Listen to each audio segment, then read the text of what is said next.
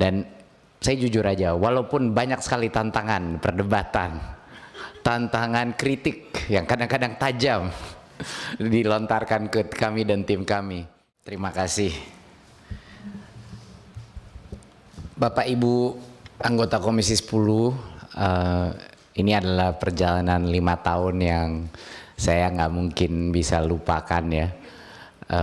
Kita sudah melalui lebih dari berapa episode ya, 26 ya kalau nggak salah ya, episode Merdeka Belajar, 26 kebijakan signifikan yang belum pernah terjadi dalam sejarah pendidikan kita. Satu hal yang harus saya ucapkan pertama adalah tidak mungkin 26 episode itu, kebijakan itu dengan semua ketidaksempurnaannya, tapi tetap saja dampaknya sangat signifikan. Tidak mungkin itu bisa terjadi tanpa dukungan Komisi 10. Dan saya jujur aja, walaupun banyak sekali tantangan, perdebatan, tantangan kritik yang kadang-kadang tajam dilontarkan ke kami dan tim kami, terus terang kritik dan semua masukan itu membuat kita sebagai tim manajemen di Kemdikbudristek lebih baik, dan setiap hari tertantang untuk menjadi lebih baik untuk melayani para konstituen kita di bidang pendidikan.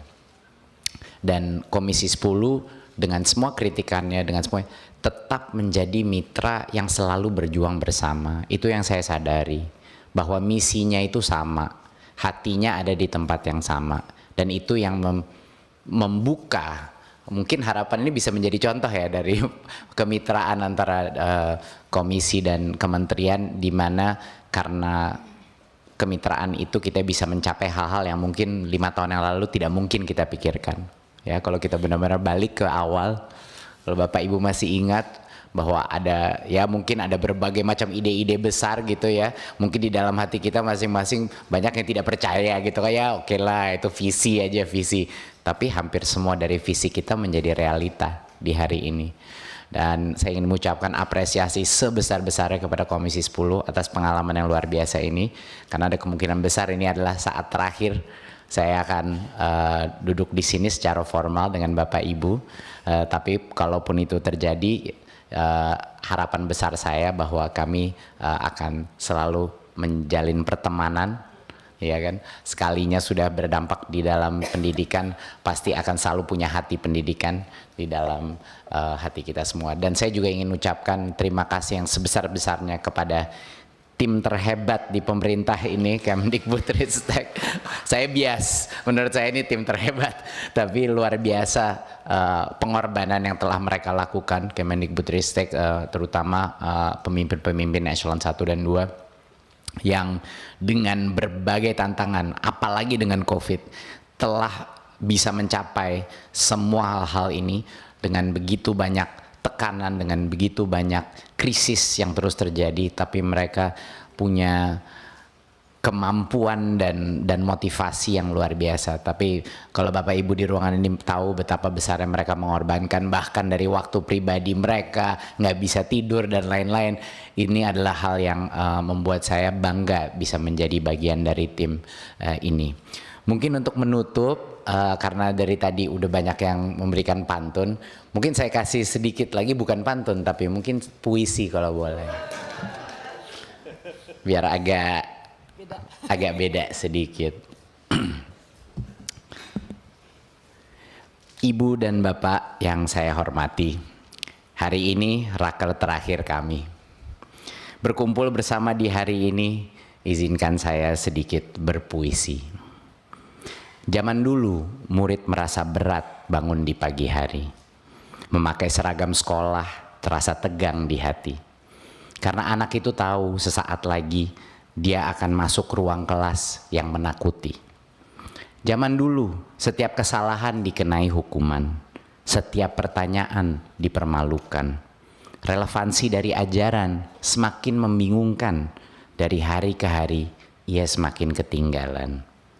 Bukan hanya anak loh yang ketakutan, ibu guru pun tak bisa nafas mengejar pembelajaran. Materi ajar serasa kereta tanpa batas kecepatan. Beban birokrasi membuat guru seperti tahanan. Tetapi Di dalam hati setiap anak ada mimpi yang tersembunyi, keinginan untuk belajar tanpa dihakimi, kepercayaan kuat bahwa dia punya kompetensi, keinginan untuk dilihat sebagai manusia mandiri. Dan setiap guru punya firasat di dalam hati bahwa mungkin metode kuno sudah tidak relevan lagi, bahwa pembelajar sepanjang hayat tidak mungkin bisa diproduksi dengan kekakuan, dengan penghafalan dan standarisasi. Baik anak maupun guru harus diberikan ruang untuk berkreasi, berinovasi, bahkan untuk berjuang. Ruang kelas menjadi panggung dan juga peluang untuk menemukan jati diri setiap orang. Pada hari ini kita semua bergabung untuk melihat apa yang terjadi kalau murid dan guru diberikan panggung, untuk membuktikan bahwa kreativitas dan kolaborasi sama pentingnya dengan berhitung. Karena inilah resep yang membuat mimpi setiap anak melambung. Bapak dan Ibu, proses transformasi membutuhkan sabar. Hampir 5 tahun kami sibuk menanam akar.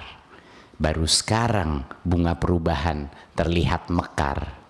Di tangan Anda semua saya titipkan Merdeka Belajar. Terima kasih. Terima kasih Bapak Ibu. Assalamualaikum warahmatullahi wabarakatuh. Di antara banyak sumber informasi, kami layak dipercaya. Karena kami menggali lebih dalam, berpihak pada kebenaran,